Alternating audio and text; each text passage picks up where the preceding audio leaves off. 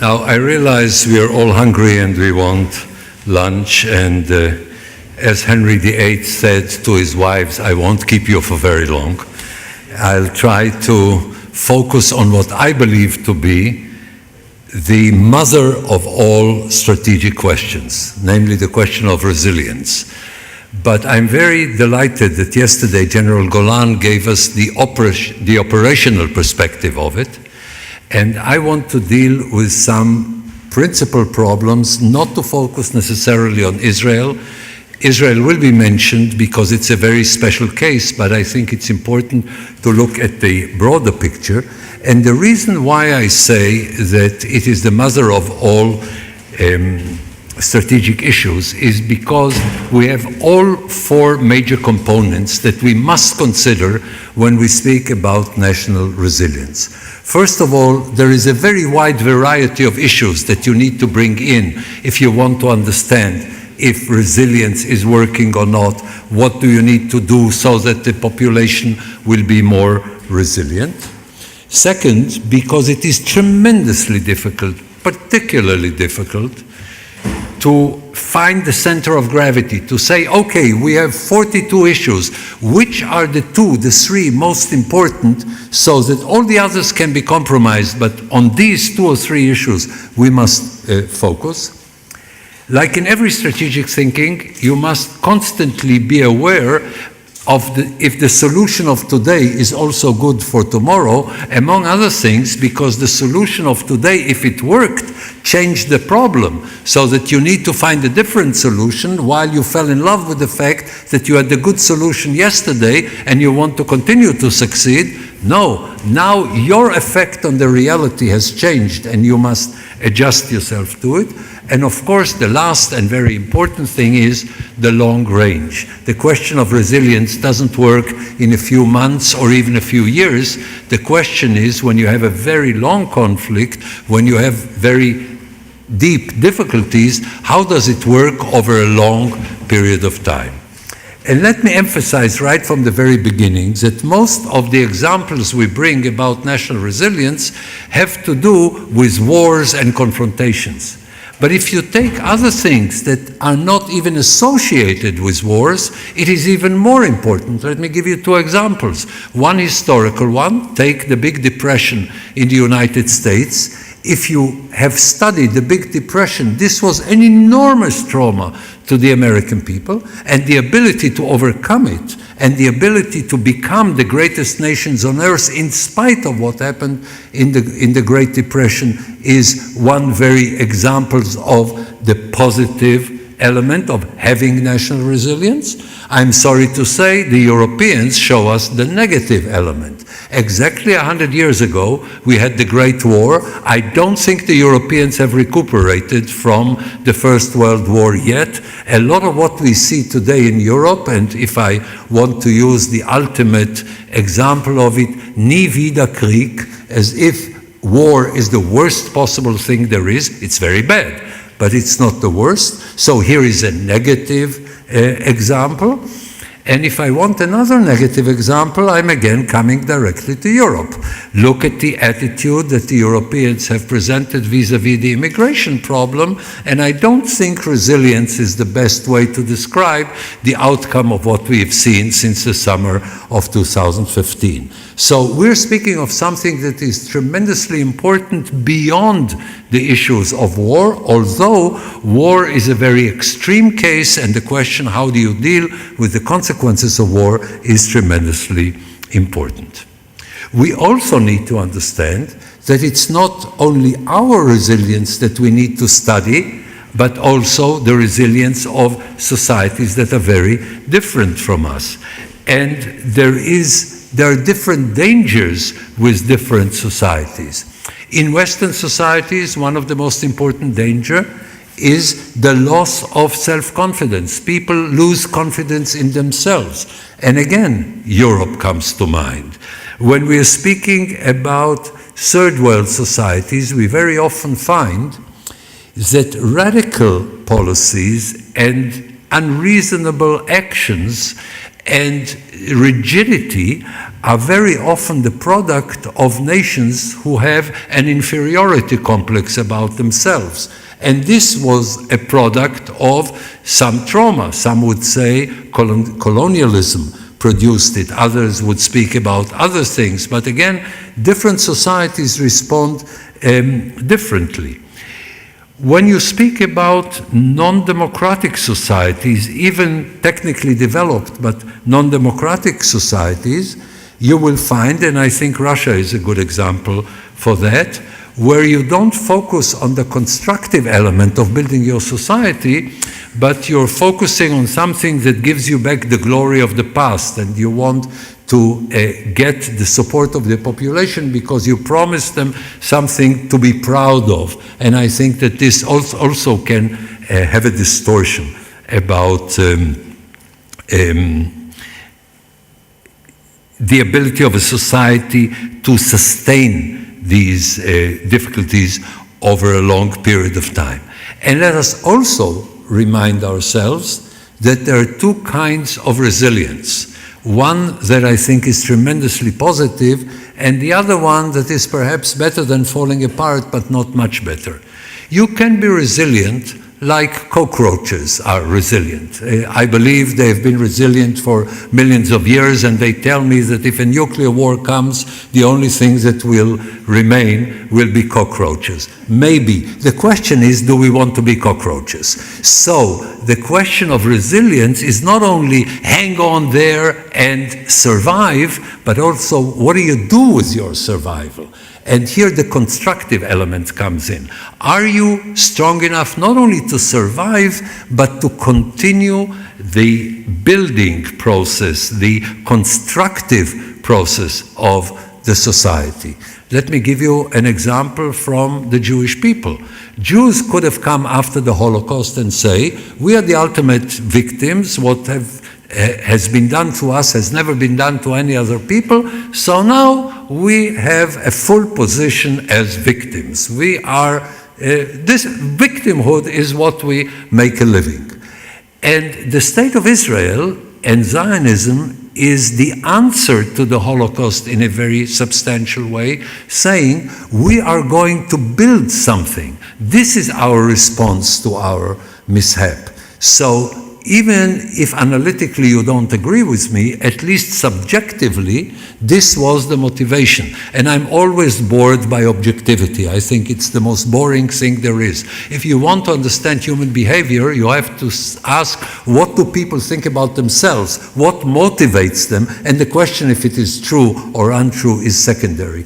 I think that even if you disagree with the analysis, you will agree that this is what Israelis, what Jews after the Second World War had in mind. I heard it personally from the people who fathered Israel.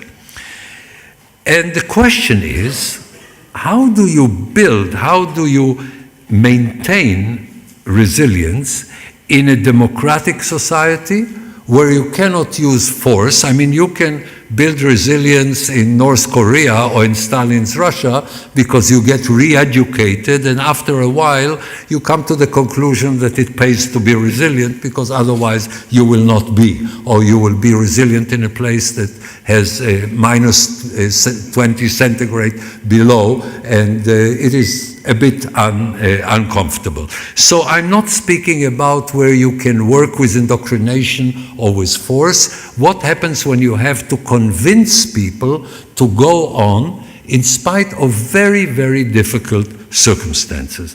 And let me give you a few points, and I'm sure that this is not exhausting all the elements, but this is what I think is the most outstanding.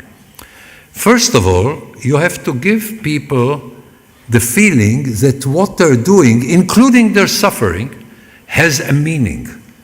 And when you know that, okay, it's difficult, but what I'm doing has a meaning, at least to me, but also to others. It's nice to be respected by the others, but the most important is, what do you think about yourself? And I'm not speaking about the individual. It has to do with solidarity. It has to do with a group of people who feel that beyond the individual difficulties, there is something greater than the difficulties. And here again, I must say something negative about Europe, because the only functioning solidarity structure is the national solidarity structure.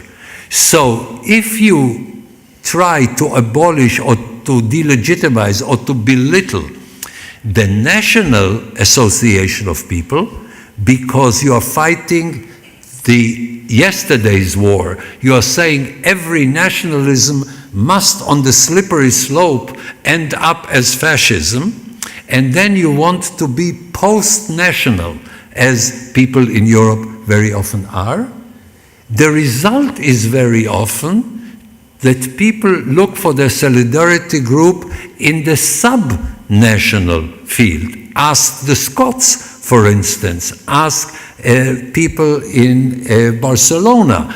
Ask people all over Europe that when the national structure is not functioning and delegitimized, then they go back to sub-national things. So the national solidarity is functioning. The supranational solidarity, and if you have a developed sense of humor, the universal solidarity of men and women all over the world, and you know, if you try to be supranational, you can be like the beginning of a manifesto that we all know very well. Arbeiter, alle Länder vereinigt euch, and so on. Okay? There is no class solidarity. There is no such thing. Although the people who propagated it were the greatest innovators in terms of creative writers. They could work for commercials. I still remember the best placard that I've ever seen shows a soldier charging with a rifle and a bayonet, and the bottom said, a bayonet is a weapon with a worker at each end. Is it brilliant? Yes. Is it complete lunacy? Yes. There is only national solidarity. There is also family solidarity, tribal solidarity, but this supernatural, universal, this is for people with a developed sense of humor. The second thing is, if you're in struggle, you must at least have the mainstream believe that your side has justice on its side. Okay? Now, it must not be that you're always perfect. You may make mistakes, you may even commit crimes. But basically, justice is on my side. Believing it, again, if it's true or not true, is a different story. The next thing is that you must believe that at least in the long run, cumulatively, time is working for me. Yes, it's difficult today, but it will be easier tomorrow and even easier, more easy later. And in the final analysis, we will get what we want. Tremendously important. The next thing is that people should have a good life. But good life is something that is very subjective. And again, I come to the domain I feel most comfortable with, subjective issues. Some people may think they have a good life, even if looking at them from the outside, it looks very different. The question is not if somebody in a European newspaper or an American liberal newspaper will write that this is doomed. If the people themselves believe that their life is good, let me give you an example of Israel because it is fascinating. In Israel, we have all our public opinion polls are with 508 people because the statisticians say that you can represent all sides of the Israeli society with 508 people. But once a year, we have a very big public opinion poll by the Statistics Bureau, and there 45,000 people are asked a number of questions. And two questions are particularly interesting. One of the questions is, what do you think of Israel? And the second is, how do you feel? What do you think of Israel? You get the Jewish answer. I don't know if you've been told this, Jews have a very deep defect. A Jew cannot feel good unless he feels bad. It's in us. There is no other way of explaining it. So when they ask them, how is Israel? The answer is, oh, it's terrible. Nothing functions. Everybody is an idiot. Nothing is the way it should be, and so on. And then the next question is, how is your life? And they say, great. And they say it's never been better. And they say next year it will be even better than today. Now they may be wrong, but it doesn't matter. They feel there is something called, I think, the International Happiness Scale. We are number 11 on the Israeli happiness scale, before the Germans, before the Austrians, before the French, the British, the Americans. The ones above us are Scandinavians. It's too cold there. They don't understand what they're saying anyhow. And you constantly go from one war to another. Okay? The question in Israel is not, will there be a war, but will it be in 2 weeks or in 2 months or in 2 years? Will it be in the north? Will it be in the south? Will it be both in the south and in the north? And people know it's not only my generation. I served in the army, my children will serve in the army, my grandchildren will serve in the army. So objectively speaking, you may look at it and say, wow, this is terrible. But I don't care, because the Israelis say, we like it.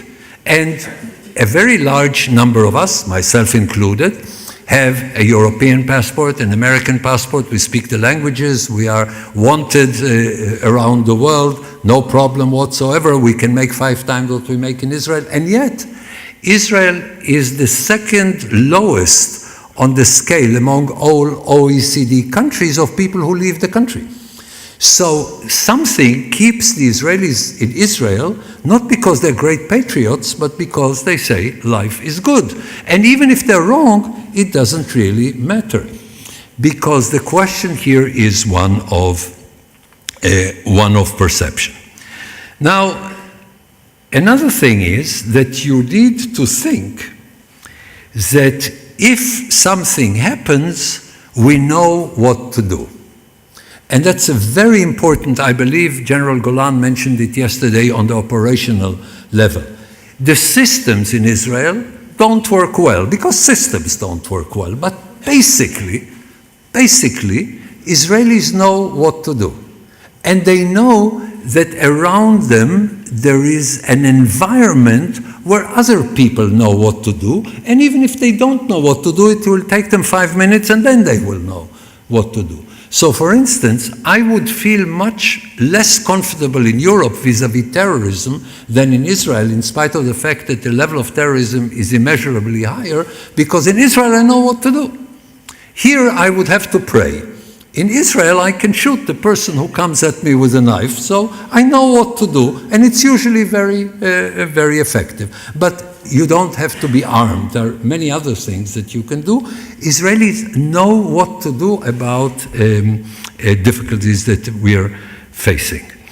You also, and here is again something that is difficult to explain to Europeans, there is a kind of Genugtuung, I think, Schadensfreude, Genugtuung, and so on. These are terms I prefer to use in German. They feel much better when the enemy suffers.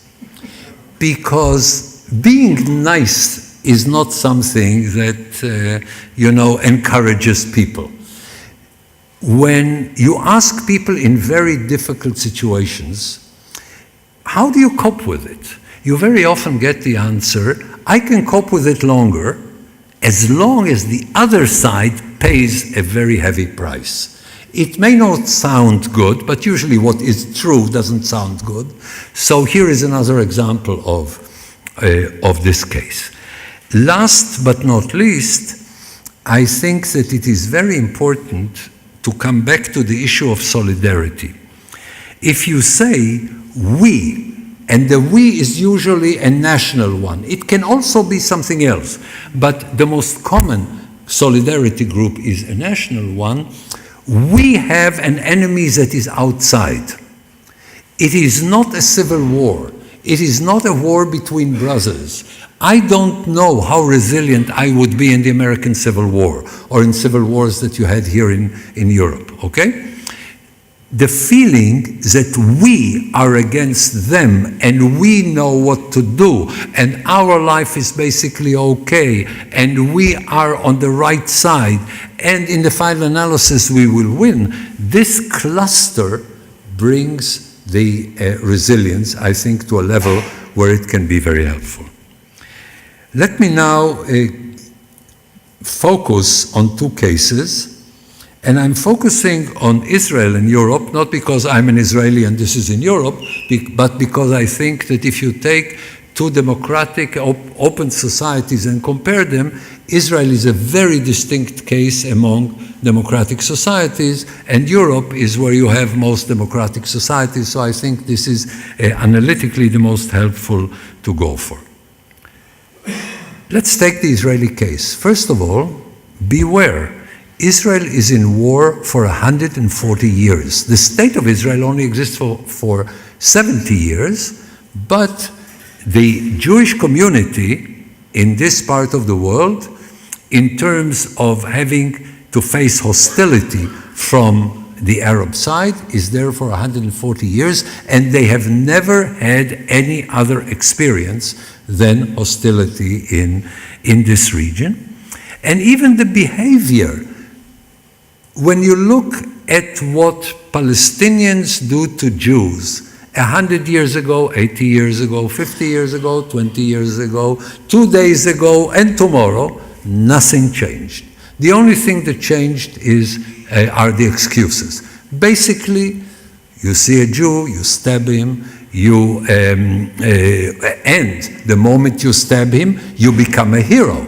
The moment you stab him, you go to heaven. The moment you stab him, you become a hero to your children, to your society, and you get paid for the rest of your life, or your family gets paid much more than anybody else. In terms of a business, it's the best thing to do. If you will kill a Jew, you will be rewarded on a level that depends how many Israelis you have killed, and if you're an Arab Israeli citizen, you will be paid more because it means that you took more of a risk by doing so. So this has changed very, very little. And let me give you the position where Israelis had the challenge. This is what is wrongly called the Second Intifada. It was in the beginning of the 2000s, after the Camp David summit failed, and the focus was on the years 2002 and 2004. In a very short period, Israel had 1,200 people killed and 16,000 wounded. Now, if you compare it per capita, because the population of Israel at the time was 5 million, and the Jewish population in Israel was 5 million, and Europe was about 500 million. So imagine these numbers multiplied by 100. Namely, we're speaking about I think, not 12 million, 1.2 million dead in Europe, okay, and 16 million wounded. Imagine what would have happened to European society if you had this level of casualties. At the same time, when people had 2 children in the same school, they would send them in different buses because Palestinians would put bombs in buses. So the idea was, if one bus goes in the air and I lose one child, at least I haven't lost both my children. So it was a terrible time in Israel. Was it difficult? Yes, but the Israelis knew what to do. They knew what to do, so they took measures. By the way, the Europeans opposed it. And if Israel doesn't take a measure that the Europeans oppose, we must have made a mistake, and then we reconsider it and we try to find something that the Europeans will oppose, because then there is a chance that it will work. And the Israelis brought down the casualties, brought down terrorism by 98%. Did it solve the problem? No, problems don't get solved, but it brought it from an unacceptable level to a very, very, very low level that you can live with for a very long period of time, much less than the level of regular crime. We're speaking of something that you can live in with very long. Consider the fact that today in Israel, you're being threatened by Iranian missiles in the hand of Hezbollah, and we're speaking about 130,000 missiles. Now, you heard yesterday from General Golan the difficulties of it and the answers and the very bright technological solutions, but these solutions are really only making the problem a little smaller. When you speak about 150,000 rockets and missiles, no matter how good your interceptors are, there is a limit to a number of interceptors that you can have, and there is a limit to the success, and although the success is far beyond what we expected, nevertheless, you will get hundreds of missiles with heavy payloads in Tel Aviv, and you know it will hit. When the Iraqis were shooting on Tel Aviv in '91, I had 500 meters of each side of my home, I had 2 missiles. And actually I was very insulted because in these parts of Tel Aviv it's very difficult to find parking, and the Iraqis just came now and immediately found parking in the middle of Tel Aviv. The missiles were really much more fortunate than I am when I take my car. But after a short period of time, okay, 39 missiles. It is somewhat unpleasant. The Israelis shook off the dust from their sleeves and went to work, and the Israeli economy and the Israeli society is flourishing again. The most important element, and here I want to juxtapose it with what is happening in Europe, the most important point is that unlike what is happening now in Europe, and in my mind this is the most dangerous thing that is happening now in Europe, namely a polarization of the society. In Israel, you have about 70% of the Israeli population in the middle of the political spectrum. This makes resilience far more possible than anything else. And that is tremendously important. Look at Europe. I'm not speaking of the fact that Europe doesn't have a terrorist problem to speak of. I mean, in comparison to Israel, it's a joke. I'm delighted it's a joke. I hope it will be even lower. It's not as if I want, to have an equal amount of casualties or of terrorist actions here. Speaking of terrorism, this is too warm. But look at the Israeli attitude to immigration and the European. Israel is a society of immigrations, where ideologically we call ourselves Jews, but we had very little to do, Oriental Jews with European Jews. Very little. Even in Europe, there were different communities, but they were somehow associated. But you take Jews from the Middle East and you take Jews from Europe, they were profoundly different. They had a myth about a history 3,000 years ago, but they had very little, because remember, Israel was established by secular people. So religion doesn't really bring people together. When I hear the word religion, immediately a shiver goes down my spine. So the people who built Israel were secular. So it's not the religion that was there. And we are a nation of immigrants like you've never had them. And believe me, we were not kind to our immigrants, and they were not kind to us, and this is the Israeli experience. It was a lot of fun. Everybody was cursing everybody else, everybody was belittling everybody else, and our population tripled in the beginning of the establishment of the State of Israel in the late 40s, early 50s, and only relatively recently, 25 years ago, we suddenly got into a population of, I believe we were 4 million at the time, we got 1.2 million Russians. So we're speaking about a nation of immigration with a lot of tensions, but look at Israel 70 years later, or 50 years later, 30 years later, depending on the wave of immigration, there is hardly an Israeli family today that is not mixed. And the way we treated it, not because the government had a policy. In Israel, nobody trusts the government. Nobody even knows that there is a government. Nobody respects the government. It's not a strategy that somebody wrote down. We have a very simple thing. We have an excuse to have a big army because we are threatened by our enemies. So we take people at the peak of their hormonal action when they're 18, and we bring everybody into the army. And then the military experience of a person like myself when I was very young was not focused on the contribution to security. I was interested in completely other things, and it helped the integration of a number of waves of immigration. So, did immigration create tensions in the society? Yes. Were these tensions, did these tensions affect the political life? Yes, the elections of 1981 were very bad on this level. But with time, this is already integrated into the society, and it made the society stronger and more resilient, because what they have in common is the nationalism, the Israeli Jewish nationalism that brings them together as a system of solidarity. In Europe, look at the way people react to terrorism even when it is very low.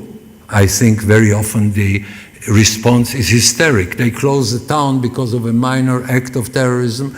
We don't even close the street, okay? It takes a while.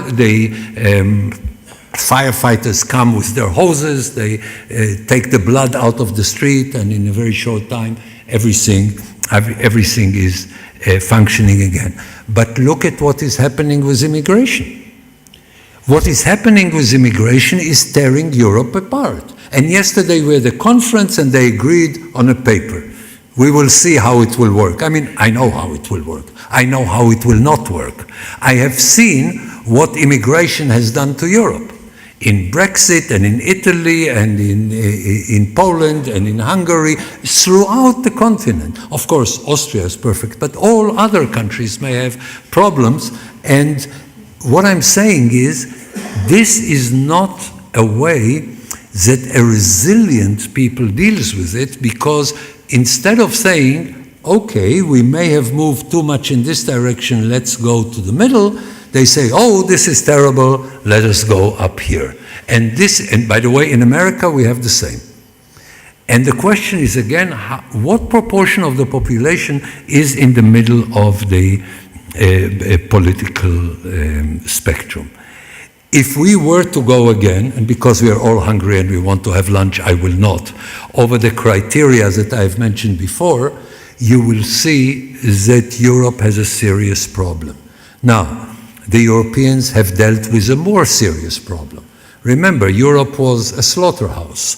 I still remember, I was young at the time, but I still remember the 30 Years' War. I mean, Europe used to be a slaughterhouse, and today it's a peaceful continent, and there's a lot to learn from Europe. So I'm not saying Europe has failed historically.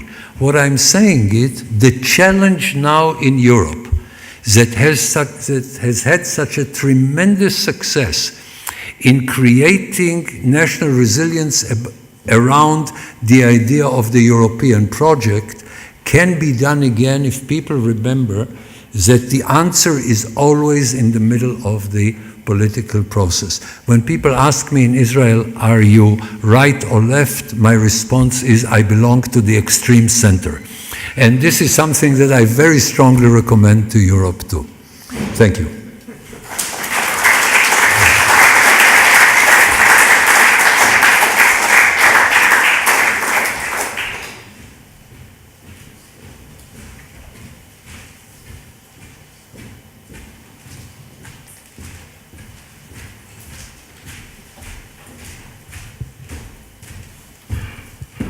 Herr Professor, ich danke Ihnen für die Professor, thank you very much for this excellent presentation that actually leaves us thoughtful and concerned. I think that we could discuss this at length for a couple of days. So we won't do that because it's already quite late, and this would create more answers than we have. I would create more questions than we have answers for. So the professor will be available after lunch, I guess. But I would like to allow 3 people to ask really urgent, burning questions. So who has a question? Professor, please.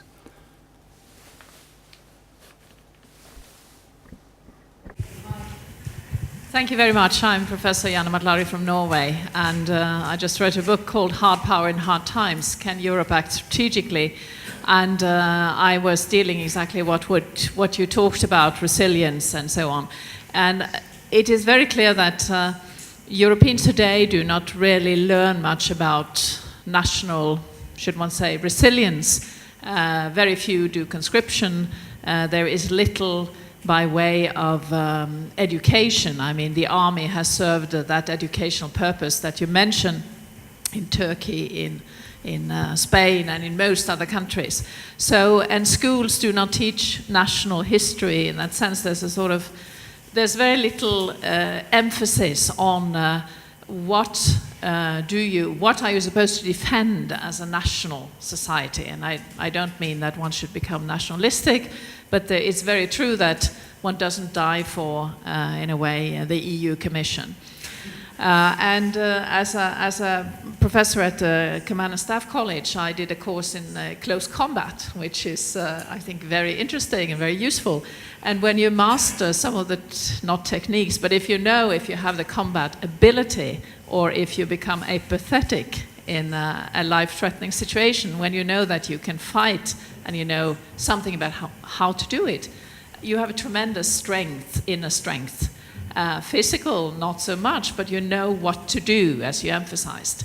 And I think knowing what the purpose is, what you fight for, and special forces, when they are in close combat, they say, what am I ready to die for? My wife, my children, my community, this is what's on the table here, and then I can fight until death.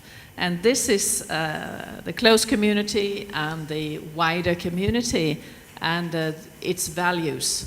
And if you don't have that, then you have no will to fight. So there's something about the experience in Israel. You are constantly on your toes. We are somewhat on our toes regarding Russia. The Finns are on their toes regarding Russia. The Finns have tremendous national resilience and are reviving the Totalverteidigung concept. So there is something very interesting here that I wish we could study more, or in a way, there's something terribly important in Europe if one is unable to specify to migrants also, if you become a citizen here, we expect you to do this and this. You have to conform to our values, our social contract. We expect this from you. These are your duties, and then you have rights. And there's a sort of complete vacuum regarding all these matters in European society. Maybe we will have to have external shocks in order to at least be reactive. So thank you for your very, very, I think, salient comments. If I may make a short comment here, I hope that the ultimate test will not come to Europe, because an ultimate test for Europe means a danger to the whole world. But if you show resilience, the chances of aggression are much smaller. And you mentioned the Finns. I think it was heroic what they did vis-à-vis Russia. And unfortunately, the problem is today not only that the Europeans are not willing to exercise it. When Israel exercises it, it is criticized by the Europeans. Now, it doesn't really matter very much because we don't take Europe seriously, but I think it is more dangerous for Europe than it is for Israel. Because we can disregard you, and we do, okay? On the one hand, every value, I mentioned this before, every value that I'm proud of, I've learned from Europe. On the other hand, when you see how the Europeans are willing to undermine the legitimacy of open societies by cooperating with what is happening, for instance, in international organizations. It is something that undermines Europe, because you say these things because you want to have a better position in the UN, but this is also what your children hear from you. And in the final analysis, children will not hear what you tell them, they will look at what you do, okay?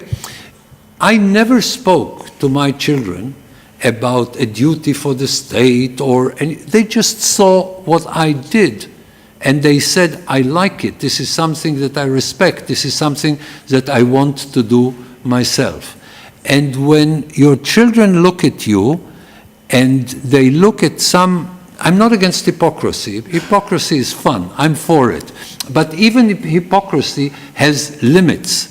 And certain ways of delegitimizing something that you know is the right thing to do will come to bite you. And educationally speaking, this is what I'm more worried about than anything else. I had a very interesting discussion with Václav Havel. I had him for 3 days just for myself. Okay, I brought him to Israel to get an honorary doctorate at my university, so we had 3 days. He wanted to spend some time. And I told him, wait until the Czechs have 40 years of peace. They will be almost as bad as people in Western Europe.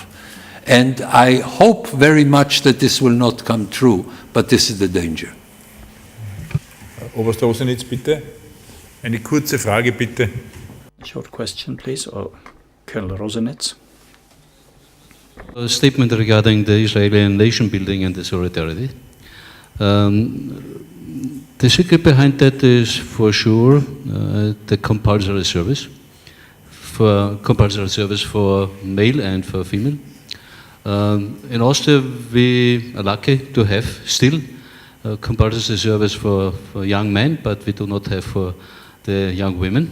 So do you think it could help Europe to come forward with the integration of young people and to give up the professional army system, which is somehow brought in by NATO, the United States, and somehow nations feel forced to change the system and to give up that service? Thank you.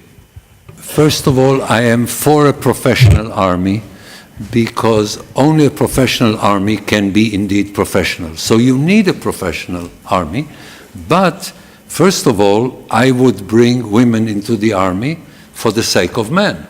I mean, men come to the army and there are no women. Believe me, I made my own contribution. I have 3 daughters. They've all served in the army, and I hope that many men enjoyed their presence, and I think it's a good idea. The second thing is, if you have general conscription and there are no women, then you can develop a macho society. Oh, we in combat and so on. But when the Israeli special forces guy comes and says, when I was in combat, I did that and that, there's always a woman to tell him, I was there. Okay? Women do something beautiful. They have pins in a room full of balloons, and they just go, you know, and do that. It's very necessary. First of all, it prepares you for marriage, okay, when nobody takes you seriously. And I think it is tremendously important to bring women into the army, because you want them to be equal citizens, okay? And you buy a share when you serve your country, and it's a joy. You see, they came to me decades ago, and they told me, thank you very much for your military service in the regular period and in the reserve period. Now, with our thanks, go home. I'm still serving in the army because I enjoy it, because it's a privilege to serve my country.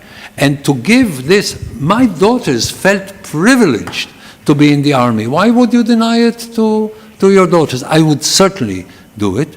And also, I think that Europe should invest much more in its armed forces, because, look, we're speaking about 1% or even less of GDP. Even the level of 2% is not reached, except I think by Britain, I'm not sure, and the Germans are trying to top it up. We spend between 5 and 6%, But for a long period of time, we spent 23%. Okay, this is sick.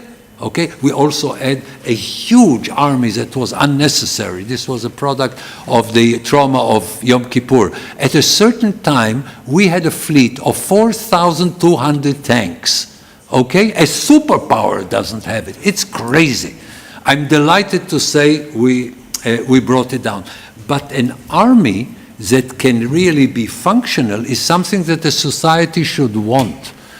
And I think that investing more in the army is healthy for the society.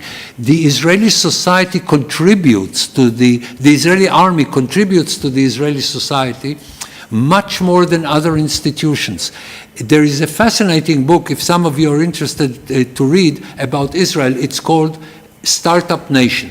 Why is there so much innovation in Israel? And the sociologist who wrote it went to the army, and they write in their book, Israelis learn pluralism in the army. Okay? Army is not what it used to be when the carré was there and people give orders. In democratic societies, armies are something completely different, and they contribute to a society. By the way, in America, I would recommend it so that people stop treating weapons as toys. Okay? A weapon is something that you have to have when you don't have a choice. You don't play with it.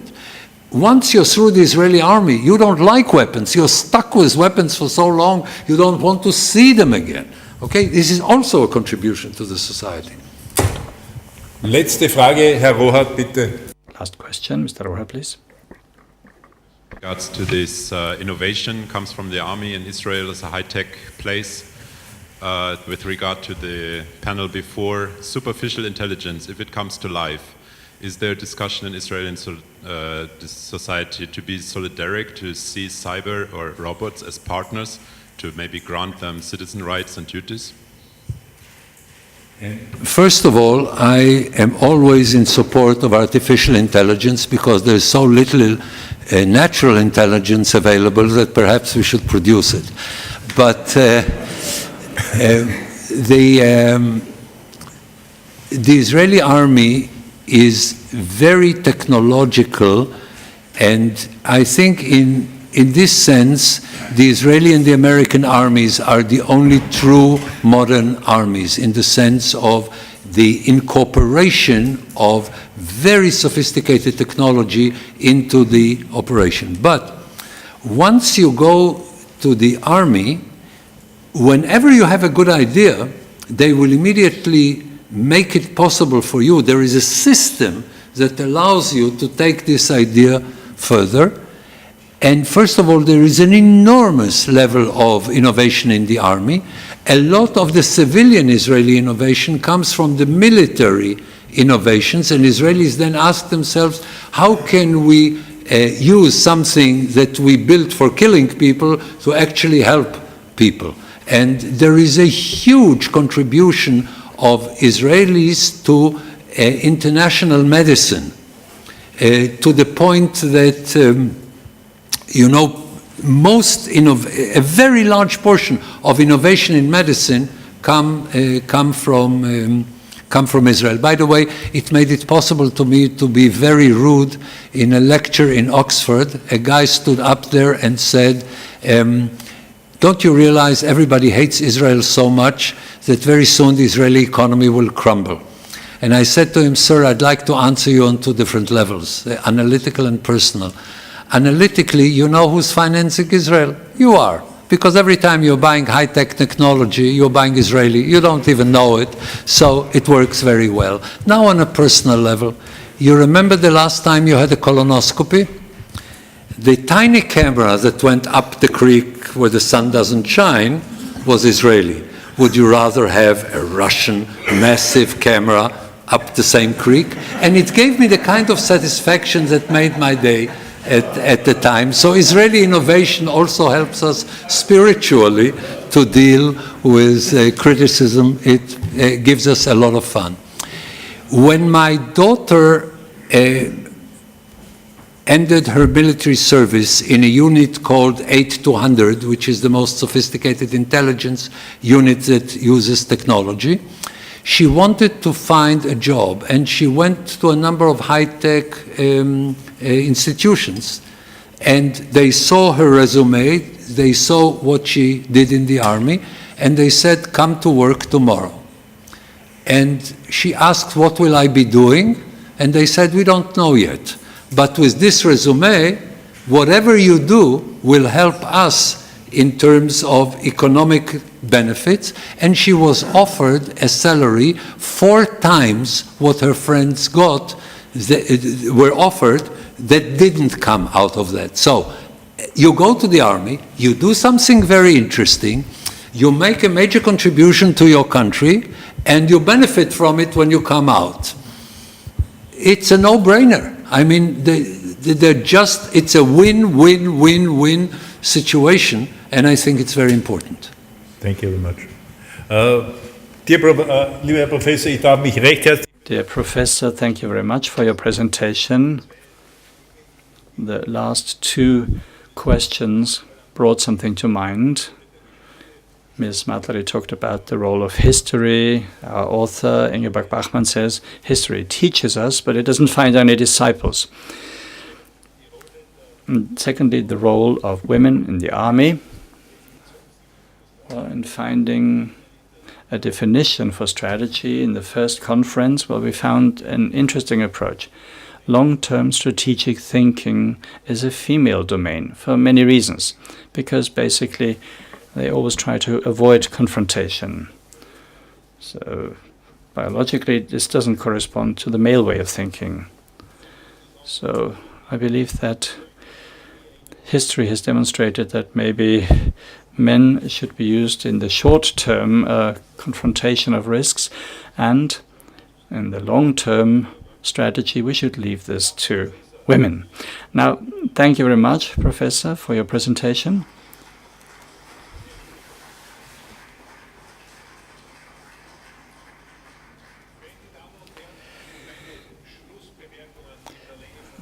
I have another 3 to 5 minutes of concluding remarks. So I would like to thank the speakers, the facilitators. I'd like to thank the participants for the lively discussion. Thank you for the suffering that you're able to sustain, because due to the time pressure, we wanted to share as much information with you as possible. So you've been remarkable with your stamina and endurance. Let me draw a first summary and then conclude the conference. We see ourselves as a strategy development platform. So this is not a final resume, a final summary. So the summaries of the panelists and the speakers will be sent to us. And this will also contain the statements made here, so that we see how we discussed items and issues here, find a majority opinion, and then we derive a conclusion that is scientifically based and founded. Now, a cursory summary at this point. If I remember the concept of the quadriga, the 4 terms, I think that most presentations have demonstrated that these terms can be attributed to well-known phenomena, but they don't always have to completely coincide with them, because there are also some concepts that make sense, that we need, and that we need to develop further, and that need to be seen in a different weighting of methods that refer to things that we did have in the past, but that are weighted differently, such as hybrid warfare. All the wars in the world have been hybrid since Sun Tzu. Even today's wars are hybrid. But of course, the range of risks, threats, possibilities, and the level of complexity as we are faced with today, of course, justifies a new term, even though it's not a new phenomenon as such.